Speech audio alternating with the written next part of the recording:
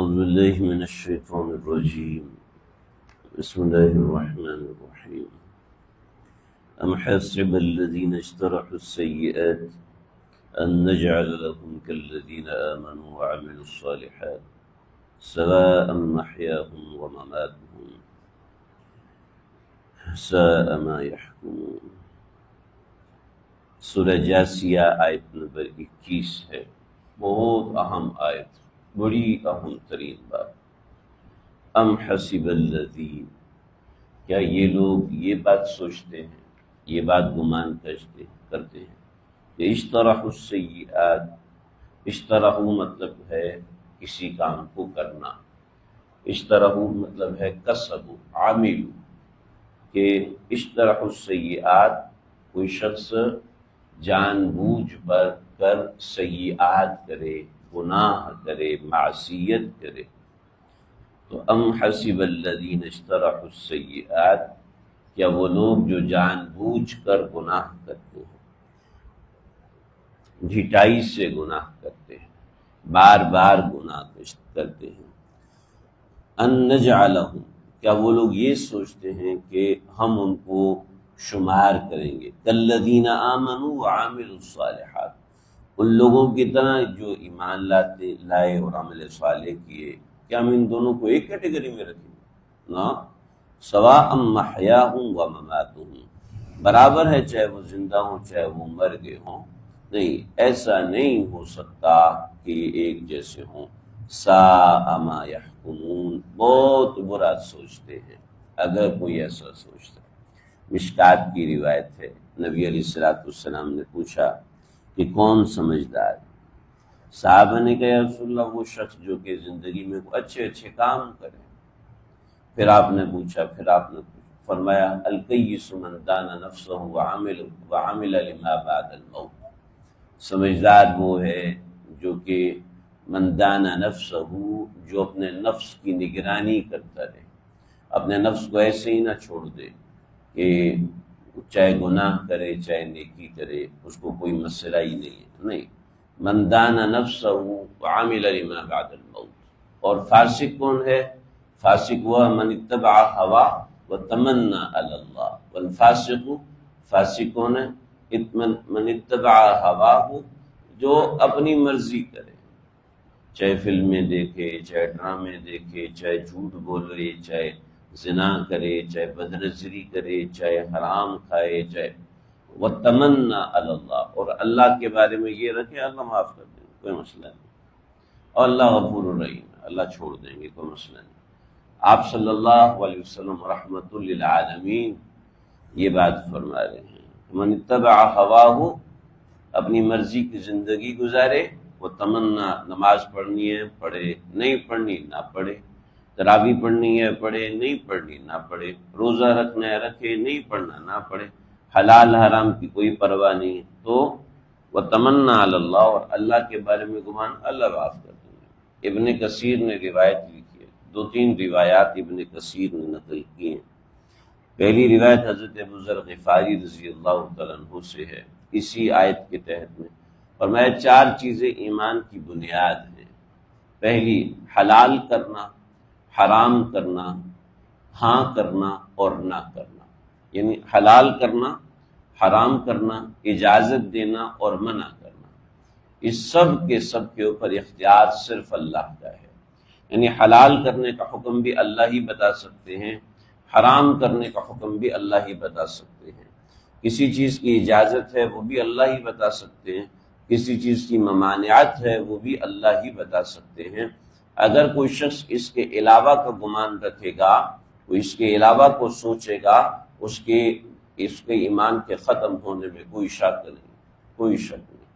چنانچہ ایک بات سمجھ میں آئی، محض اپنی طرف سے حلال اور اپنی طرف سے حرام گھڑ لینا، اپنی طرف سے جواز اور اپنی طرف سے عدم جواز گھڑ لینا، یہ قطعی طور پر درست نہیں ہے۔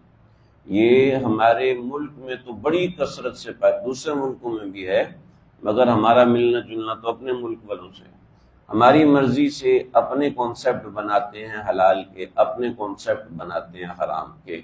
دین اس بارے میں کیا کہتا ہے کوئی اس کی پرواہ نہیں، دیندار لوگ اس میں مبتلا، دیندار کٹر قسم کے دیندار لوگ وہ اس میں مبتلا، اپنے ذہن میں ایک فتویٰ سوچے وہی ساری دنیا کے اوپر لگا رہے ہیں، بھلے سے قرآن اس کے خلاف ہو، بھلے سے حدیث اس کے خلاف ہو، بھلے سے کوئی مسئلہ اس کے خلاف ہو، مگر جناب ہماری تحقیق ہے۔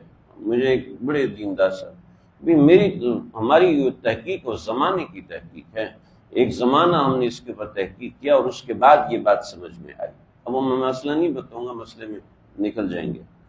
تو میں نے کہا بھئی وہ تحقیق مفتیان کرام نے اس کی توثیق کی ہے؟ کہتے نہیں میں جان بھی کا میں نے بتایا۔ لیکن آپ کے بتانے کا کیا مطلب ہے؟ اس کے برخلاف قرآن میں لکھا ہوا، ایگزیکٹلی لفظ بہ لفظ اس کے خلاف قرآن میں لکھا۔ کہتے ہیں نہیں اس کا کوئی اور مطلب ہوگا۔ میں نے تو بزرگوں کی باتوں سے یہ سمجھا فلاں، بزرگوں کی باتوں سے کیا ہوتا ہے؟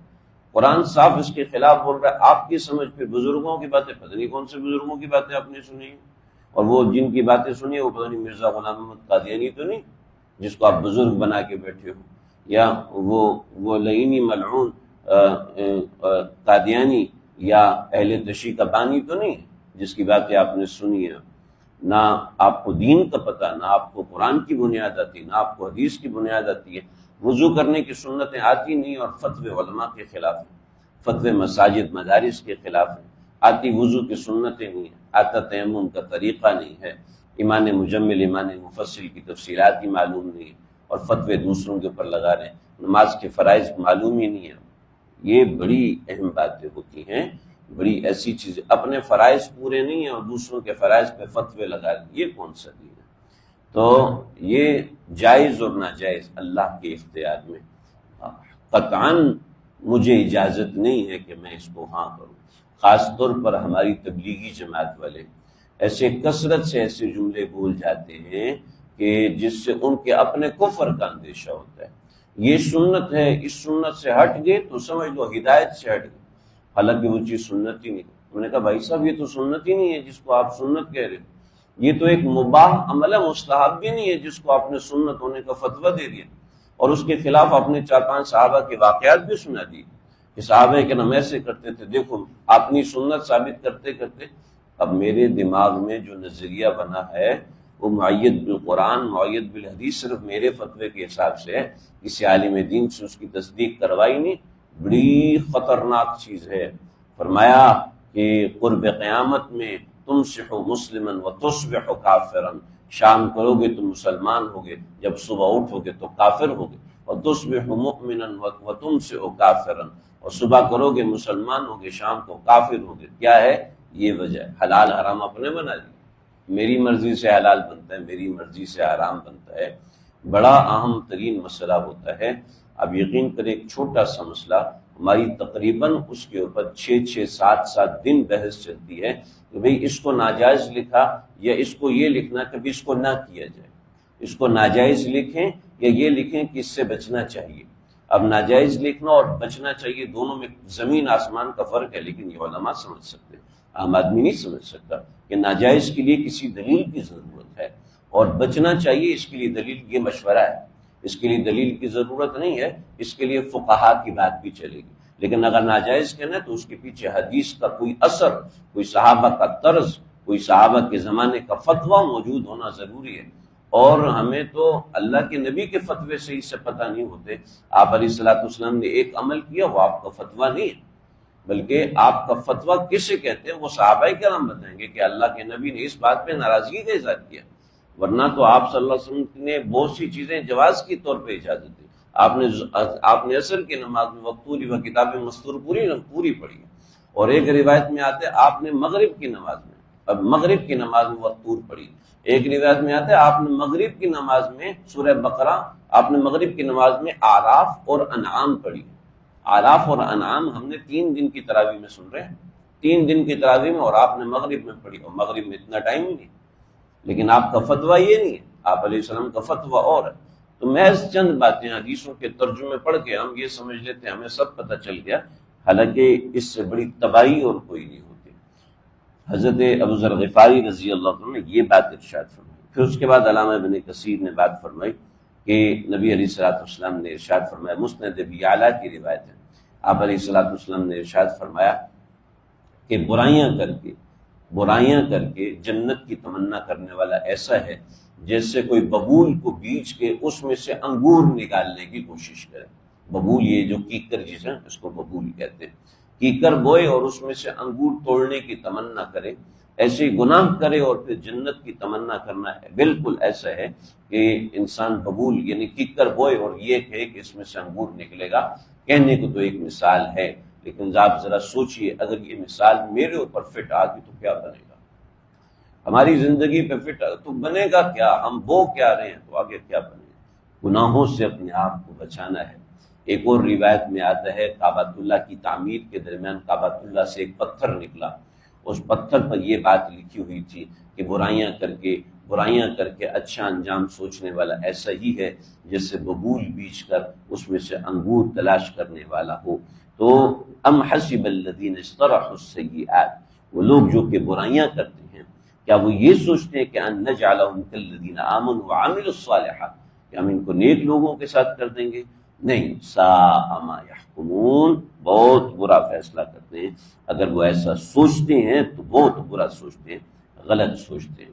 چنانچہ اب ہم سے تو برے اعمال ہوتے ہیں بھائی، وآخرون اعترفوا بذنوبہم خلقوا عملا صالحا، انسان سنت بھول جاتا ہے، انسان غافل ہو جاتا ہے، گناہ کا صدور ہو جاتا ہے، تو استغفار کی کثرت کر لینے سے انسان لم یسروا میں داخل ہو جاتا ہے۔ لم یسروا کا مطلب یہ ہے کہ گنہگار تو ہے مگر لم یسروا ہونے کی وجہ سے گنہگاروں میں شامل نہیں ہے، یعنی اللہ سے معافی مانگنے والا ہے۔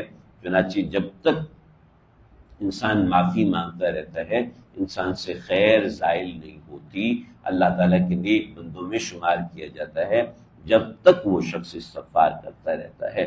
چنانچہ اپنے حضرت عارفی رحمۃ اللہ علیہ فرماتے تھے، دوستو جب صبح اٹھا کرو نا تو کلمے کے ساتھ استغفار پڑھا کرو کہ رات کے گناہوں کا کفارہ ہو جائے گا، اور جب رات کو سویا کرو تو اللہ سے معافی مانگ کے سویا کرو کہ دن کے گناہوں کا کفارہ ہو جائے گا۔ اللہ سمجھے۔